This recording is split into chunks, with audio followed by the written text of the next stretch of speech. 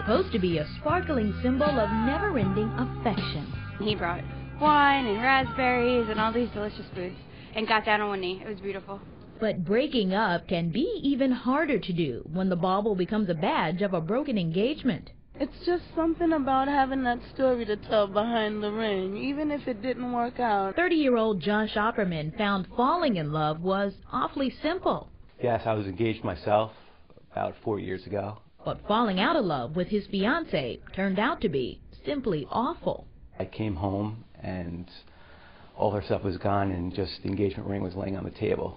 After being unable to sell the ring back to the jeweler for full price, Josh turned his sorrows into this site, IDonowIDon't.com, a place where gloomy grooms can auction off their rings from broken engagements for top dollar. With a divorce rate over 50% and people breaking up all the time, there's always going to be a market for people to sell their rings. Josh had his ring returned to sender. But what happens when a question arises over who gets to keep the ring? I would keep the ring. Should she keep the ring? No. Because it's a gift.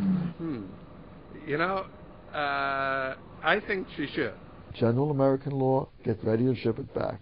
Raul Felder should know. The high-profile divorce attorney has dealt with his fair share of high-priced breakups, from Rudy Giuliani, Mike Tyson, to Elizabeth Taylor. But he says young suitors who want their rings back definitely have a legal leg to stand on. It's a gift conditioned on an event, and what is the event? A marriage. So if the marriage doesn't take place, the ring goes back. New York and New Jersey just happen to be among a handful of states nationwide where jilted lovers can take their engagement ring wranglings to court. But 9 times out of 10, it may not be worth it. Lots of women looked at this $30,000 engagement ring, and then before they were going to have a fight, they took it to the jeweler, and he said, "Uh-oh, cubic zirconia, 35 cents. While it may not be the happily ever after that was originally planned, cash back in pocket may be the way for Cupid's arrow to make its way to your heart once again.